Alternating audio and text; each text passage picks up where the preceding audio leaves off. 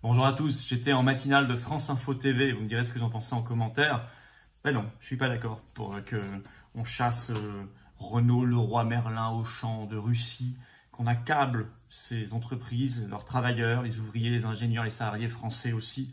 C'est insupportable, le gouvernement français qui n'est pas là. J'en ai parlé dans cette interview, quitte à aller contre le consensus politiquement correct, mais je suis obligé pour l'intérêt national et l'intérêt des travailleurs et la paix, la véritable paix. Par ailleurs, nous avons parlé de ce retour du masque obligatoire qu'a évoqué hier soir Emmanuel Macron. Et oui, la vigilance, elle est là, on a parlé de la présidentielle, vous me direz, voilà, vous verrez tout cela. La vigilance, justement, elle est là, la liberté, on doit être vigilant, on sera à 2 semaines du premier tour de la présidentielle, la paix, la véritable paix, et la liberté, et la souveraineté de notre peuple, et refuser ce retour du masque obligatoire, cette suspension du pass vaccinal, réintégrer les personnels suspendus, on en parle. Il y aura Nicolas Dupont-Aignan, il y aura Maître Divisio, ça va être très important, c'est le printemps des libertés placé sous le signe du McKinsey Gate. Par ailleurs, on va beaucoup en parler, on va annoncer beaucoup de choses. C'est ce samedi. Ce samedi, il faut venir très nombreux, 26 mars, bien sûr, pour un cortège national. Rendez-vous 14h, Paris, place du Palais Royal. Il va y avoir un monde fou. Venez très nombreux, ramenez des drapeaux français. Il fera très beau. Je vous l'ai dit, Nicolas Dupont-Aignan, Maître Divisio. On a beaucoup de monde. Beaucoup de monde. On va aller jusque sous les fenêtres de Véran. Ça va être une journée très importante. Je vous attends évidemment très nombreux. Abonnez-vous également à cette chaîne YouTube. Un petit clic, 1 seconde, c'est gratuit. Vraiment, faites-le maintenant. Je vous demande. 1/3 des gens qui regardent les vidéos ne sont pas abonnés, ce qui fait qu'elles circulent moins qu'elles pourraient circuler. Si vous êtes abonné, elle circule plus vite. C'est comme ça que fonctionne YouTube. Alors, je compte sur vous pour le faire maintenant. Pensez-y vraiment. Voilà, vous le savez, toujours cette pétition nationale pour faire émerger le McKinsey Gate, ce scandale des cabinets de conseil anglo-saxons dans la campagne présidentielle. Ça commence partout, ça prend. Le lien est sous la vidéo en description. Il faut la signer, il faut la relayer, il faut la mettre sur vos réseaux sociaux. Venez aux patriotes. Venez aux patriotes. On est une force anti-oligarchique. On est une force française. On est une force d'humanité. On est une force de liberté, de souveraineté, de paix, de dignité. Ça, c'est beau. Et on parle des enfants, et on pense à eux. Et on ne veut pas qu'ils se retrouvent de nouveau sous masque à l'école. Alors, il faut venir maintenant. Voilà, il faut venir maintenant. Avoir cette carte orange de résistance. Le lien pour adhérer ou reprendre votre adhésion annuelle, il est sous la vidéo en description. Il est également en premier commentaire épinglé. Il est également en fin de vidéo en cliquant là ou là sur l'écran. Il faut nous rejoindre maintenant, vous avez le choix. Sous la vidéo en description, il y a un autre lien pour faire un don de soutien aux patriotes. Bah oui, c'est vital parce que tout ce qu'on fait, le Printemps des Libertés samedi et tout le reste, ça coûte très cher. Et on n'a pas du tout de financement public. Rien du tout. Donc je compte sur vous, voilà, pour nous aider pour ceux qui peuvent. Voilà, adhésion, réadhésion, dons sont d'ailleurs défiscalisés aux 2/3 pour vous, pensez-y. Alors bravo aux donateurs, bravo aux réadhérents, bienvenue du fond du cœur aux nouveaux patriotes. Allez, bonne vidéo, vive la France. A quitté la Russie, a cessé d'être les sponsors de la machine de guerre, c'est ce qu'il dit. Il y a environ 700 entreprises françaises là-bas, Danone, Auchan, Leroy Merlin. Est-ce qu'il faut qu'elles partent? Non. Je ne suis pas d'accord avec cela. Je veux dire, c'est pas Leroy Merlin qui va. Poutine n'a pas besoin de Leroy Merlin pour financer son effort de guerre. Il faut arrêter au bout d'un moment cette affaire. Vous savez, on retombe dans le travers des sanctions, vous savez, contre la Russie de 2014, où finalement ça s'est retourné contre nous. On a mis à terre des exploitations agricoles françaises. Eux, on les a poussés à se spécialiser. Ils sont devenus premier producteur mondial de blé. Là, qu'est-ce qu'on va faire? On va partir. Je rappelle que pour Renault, c'est le 2e marché mondial. On laisse la place aux autres, à d'autres? Eh ben, ça sera pris gentiment, comme c'était le cas en Iran quand PSA est parti, General Motors est venu derrière. Ça sera pris gentiment par des entreprises allemandes ou américaines ou chinoises qui, dans quelques mois ou quelques années, viendront prendre la place que les Français auront bêtement laissée. Renault a décidé de cesser ses activités là-bas. Je pense que c'est une faute. Je pense que c'est une erreur et je n'apprécie pas d'ailleurs que M. Zelensky, qui fait ce qu'il doit et ce qu'il pense devoir faire par ailleurs, ça je ne le juge pas, mais je n'ai pas aimé les tweets qui ont été mis hier par le gouvernement ukrainien, très injurieux contre Renault, mais aussi en rappelant des choses désagréables sur la Seconde Guerre mondiale, etc. Et donc contre la France. Je veux dire, la France aide l'Ukraine par des armes, aide l'Ukraine en prenant des réfugiés, aide l'Ukraine par de l'aide humanitaire, et on se fait insulter. Je veux dire, et on nous dit que nos entreprises ont du sang sur les mains, financent les viols, etc. Faut arrêter. Ça va créer des chômeurs français, ça ne va rien arranger là-bas, et ça n'est pas la bonne solution pour retrouver la paix. Autre décision, celle de Total Energy, qui était particulièrement visée. Elle s'est engagée, cette entreprise, à ne plus acheter de pétrole russe d'ici à la fin de l'année. Là aussi, vous pensez que c'est une mauvaise décision? Ça, je ne sais pas comment Total peut s'arranger. Je ne sais pas. Moi, je n'ai pas les clés de la stratégie de Total. Non, mais je pense que c'est pas de toute façon la bonne solution. Moi, je ne crois pas à ces histoires de sanctions parce qu'on a vu l'inefficacité et même le côté, si vous voulez, on se tire une balle dans le pied de ces sanctions. Moi, je pense qu'il y a des équilibres géopolitiques qui datent d'il y a plusieurs décennies qu'il faut remettre en cause. C'est-à-dire que nous sommes embarqués dans une politique d'élargissement de l'OTAN depuis 30 ans. On a trahi les promesses qu'on avait faites à la Russie en 91. On a créé de plus en plus de troubles, de tensions, d'agressivité dans la région. Et ce qui devait se passer, c'est passé, c'est-à-dire le clash. Le problème, c'est que c'est les populations civiles qui en payent les conséquences. Alors moi, je souhaite qu'on sorte de cette situation-là, mais il faut le faire sérieusement. Avoir un statut de neutralité de l'Ukraine, consulter par référendum local les populations de l'Est de l'Ukraine pour savoir ce qu'elles veulent faire de leur avenir, ce sera la moindre des choses, et que la Russie se retire. Mais on peut quand même dire que cette dépendance aux hydrocarbures russes, eh bien, quelque part, elle finance directement le régime de Vladimir Poutine. Les importations russes, j'ai regardé, elles ont même augmenté depuis l'invasion en Ukraine. Est-ce qu'il faut acter un embargo sur le pétrole et le gaz russe? Non, mais si on veut que les Français demain payent leur litre 5 euros à la pompe et puis puissent plus se chauffer du tout et que les entreprises croulent, on fera ça. Mais là, ça veut dire que ce n'est pas des sanctions anti-russes, c'est des sanctions anti-françaises. Vous voyez? Donc il faut arrêter. Après, quand on met de la morale dans cette affaire-là... La livraison d'armes, vous êtes pour aux Ukrainiens? Non, moi je suis pas pour parce que je pense que ça rajoute de la guerre à la guerre. Vous êtes pour quel type de sanctions alors? Moi je ne crois pas à ces histoires de sanctions. Pas de sanctions? Moi je pense que l'OTAN devrait prendre l'engagement d'arrêter son élargissement à l'Est. En juin 2021, l'OTAN a adopté une stratégie qui s'appelle OTAN 2030. Lisez-la, elle est très inquiétante, qui fait de la Russie et de la Chine des ennemis. Ce n'est pas le but de l'OTAN, qui aurait dû disparaître d'ailleurs en 91, et moi j'aimerais que la France en sorte. Et je pense que nous pourrions avoir des relations beaucoup plus intelligentes de voisinage. Mais comment on aide les Ukrainiens là, à court terme? S'il n'y a pas de sanctions contre la Russie. Je vous l'ai dit, je pense qu'il faut que l'Ukraine aille vers ce statut de neutralité. D'ailleurs, j'ai vu que M. Zelensky... Il en parle. Oui, il en parle de plus en plus. Il faut consulter par référendum. Il en parle également. Bon, j'en parle depuis le premier jour, moi.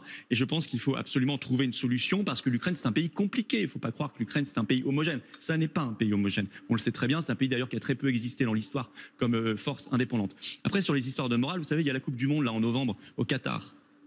Là, ça ne pose de problème à personne. 6500 esclaves morts sur les chantiers de la Coupe du Monde du Qatar, mais là, pas de problème. Vous voyez, le deux poids, deux mesures, moi, dans la morale, ça commence à m'agacer parce que je sais que derrière, il y a toujours des intérêts économiques cachés. Un dernier mot, le gouvernement, à ce jour, il n'a donné aucune consigne formelle aux entreprises françaises. Il a donc raison de rester en arrière? Non, moi je pense qu'il doit défendre les intérêts français. Donc leur dire de rester. Si le gouvernement français ne le fait pas, qui le fera? Je veux dire, Renault, l'État en possède une partie, il est premier actionnaire, l'État aurait pu insuffler une stratégie. Mais bon, comme d'habitude, on voit bien qu'on se fie au mode du moment, au mode médiatique, au sondage, à l'émotion, très bien. Mais attention, ce qui va se passer, c'est qu'on va mettre des ouvriers, des ingénieurs français au chômage, là-bas aussi. On va sanctionner le peuple russe et non pas les dirigeants. Et on va rien régler du tout du point de vue de la guerre. C'est pas le départ de Leroy Merlin qui va empêcher Poutine d'avoir des missiles. Faute de parrainage pour la présidentielle, vous avez rejoint Nicolas Dupont-Aignan. Est-ce que vous avez hésité à un moment à rejoindre à la place Éric Zemmour? On dit que vos adhérents, ils souhaitaient majoritairement soutenir Éric Zemmour. Alors pas majoritairement, mais on avait fait une consultation fin février et deux candidats étaient arrivés en tête, Éric Zemmour et Nicolas Dupont-Aignan. Les autres étaient très loin derrière dans les choux. Donc je suis allé voir les deux avec un mandat de négociation donné par les adhérents.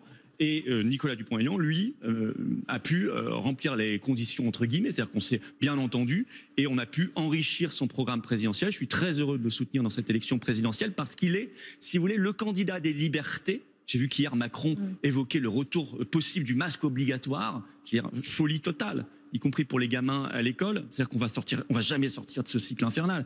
Et il est le candidat de la souveraineté, puisqu'on a fait rajouter dans son programme, enfin c'est déjà un souverainiste et gaulliste conséquent, Nicolas Dupont-Aignan, tout le monde le sait, mais en plus on a fait ajouter un référendum sur notre appartenance à l'Union européenne dans son programme, ce qui fait qu'il est le seul candidat dans cette élection à être sincère sur nos libertés publiques massacrées par l'histoire du Covid et être sincère sur la souveraineté parce qu'il pose la question de l'Union européenne. Mais ce que je comprends de ce que vous me dites, si Éric Zemmour, puisque vous êtes allé le voir, avait trouvé un point d'accord avec lui, vous seriez peut-être aujourd'hui ensemble à faire campagne. S'il avait modifié assez fondamentalement son programme présidentiel, si on avait pu faire un accord législatif équilibré, etc., ce qui n'a pas été le cas. Voilà, c'est tout. Donc j'en prends acte, je n'ai pas d'animosité particulière, mais moi je préfère être cohérent dans les convictions et ne pas trahir des convictions pour un plat de lentilles.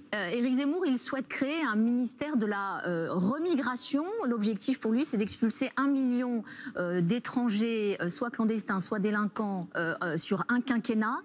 Qu'en pensez-vous de ce ministère de la remigration? Je me méfie toujours des ministères qu'on invente 3 semaines avant un premier tour, parce que ça sent toujours un petit peu, si vous voulez, l'opération de communication communication pour retenter d'exister. Il a voulu être mieux-disant pour se faire entendre parler de lui dans la campagne? Certainement, parce qu'il est un peu en difficulté dans les sondages. Mais si vous voulez, il y a un ministère qui s'occupe de ça en France, ça s'appelle le ministère de l'Intérieur. On ne va pas réinventer en permanence les choses, sinon on ne comprend plus rien et les fonctionnaires qui y travaillent n'y comprendront strictement plus rien. Donc c'est du marketing? C'est un peu du marketing, mais comme Sarkozy, si vous voulez, il avait fait un ministère d'immigration, souvenez-vous, ça avait duré un an, parce qu'en fait c'était juste un service du ministère de l'Intérieur. Bon, non, il faut être, par contre, on peut changer la politique à l'intérieur du ministère de l'Intérieur. Mais si on veut appliquer les expulsions de clandestins, qui effectivement n'ont rien à faire en France. Quand vous êtes illégalement en France, vous devez quitter la France. Il faut que la France retrouve sa souveraineté migratoire. Et je suis désolé, tant que vous êtes dans l'Union européenne, dans Schengen et dans la Cour européenne des droits de l'homme, vous n'avez pas votre souveraineté migratoire. Vous n'avez pas non plus les autres souverainetés, hein, ni commerciale, ni industrielle, ni rien. Mais en particulier, vous n'avez pas votre souveraineté migratoire. Donc, moins de mots, moins de slogans, mais plus d'efficacité. Disons qu'on doit retrouver notre souveraineté, quittons ces instances supranationales et là on pourra agir efficacement. Vous connaissez bien Marine Le Pen, vous avez fait la campagne avec elle en 2017. Est-ce que vous trouvez qu'elle fait une bonne campagne? Il n'y a pas de campagne. Non, mais elle fait ni une bonne ni une mauvaise campagne, il n'y a pas de campagne. Elle a été mise en difficulté, il y a eu l'éruption d'Éric Zemmour, il y a eu des défections dans son camp. Elle est aujourd'hui favorite, en deuxième position pour affronter Emmanuel Macron. Le problème de Marine Le Pen, c'est que moi j'ai connu une Marine Le Pen qui disait 70% de mon programme n'est pas applicable si on reste dans l'Union européenne et dans l'euro, et je pense qu'elle avait raison. Une Marine Le Pen qui disait qu'il faut quitter la CEDH, une Marine Le Pen qui disait qu'il faut faire la retraite à 60 ans, une Marine Le Pen qui disait tant de choses. Elle le dit toujours, la retraite à 60 ans. Non, elle a changé. Elle est sur les annuités. Elle dit pour ceux qui ont moins de 20 ans, mais qui commencent à travailler à moins de 20 ans, mais plus après, etc. Donc on comprend plus grand-chose. Et là, elle dit maintenant l'inverse. On reste dans l'Union européenne, on reste dans l'euro, on reste dans la CEDH, on reste dans l'OTAN, on reste dans tout. Et donc qu'est-ce qu'on changera? Rien. Voilà, c'est tout. Au bout d'un moment, vous savez, il ne faut pas mentir aux gens. Ça fait 30 ans qu'ils élisent des présidents de la République qui restent dans des instances qui leur dictent une politique, comme ces instances dictent la politique à Macron. Si Macron annonce la retraite à 65 ans, que je trouve être une horreur, c'est parce que l'Union européenne le demande depuis des années, c'est pas pour autre chose. Donc si vous voulez, tant qu'on est dans ce logiciel-là, on fait des campagnes électorales comme on fait des campagnes publicitaires, mais on n'est pas dans une politique sérieuse de rupture. Merci beaucoup Florian Philippot, merci d'avoir été avec nous ce matin. Voilà, c'est le retour du masque obligatoire, ce serait insupportable, y compris pour nos enfants à l'école. Enfin bref, vous me direz ce que vous en avez pensé de cette interview sous la vidéo en commentaire, bien évidemment. Alors voilà, abonnez-vous à cette chaîne YouTube, un petit clic, une seconde, c'est gratuit. Je vous l'ai dit, un tiers des gens qui regardent la vidéo ne sont pas abonnés. Ça pourrait circuler plus vite si vous étiez tous abonnés, ça dépend que de vous. Je vous demande de le faire maintenant si vous voulez bien, merci d'avance, venez aux Patriotes. Voilà, venez aux Patriotes. Ça c'est une carte orange de résistance, c'est une force anti-oligarchique. Voilà, c'est tout. Il n'y en a pas 36 000 en France. Hein. Si vous voulez vous battre ensemble avec nous, il faut le faire maintenant. Il faut nous rejoindre. Le lien pour adhérer ou reprendre votre adhésion annuelle, si vous avez déjà été adhérent, il est sous la vidéo en description. Il est également en premier commentaire épinglé. Il est également là, regardez, en cliquant directement sur l'écran. Venez vous battre pour la France, nos belles valeurs, nos enfants, l'humanité, la liberté, la souveraineté, la paix. Ça, ce sont les combats qu'on partage. Sous la vidéo en description, il y a un autre lien pour faire un don de soutien aux Patriotes. Et oui, vous le savez. Et c'est vital parce qu'on n'a pas un centime de financement public, sinon on ne peut plus y arriver. Voilà. Adhésion d'ailleurs, comme les dons, comme les réadhésions, sont défiscalisés aux 2/3 pour vous. Donc profitez-en, faites le bon choix. Bravo d'ailleurs aux donateurs, aux réadhérents. Bienvenue aux nouveaux résistants, aux nouveaux patriotes, avec cette carte orange et toute la flamme de notre énergie de résistance. Allez, vive la France!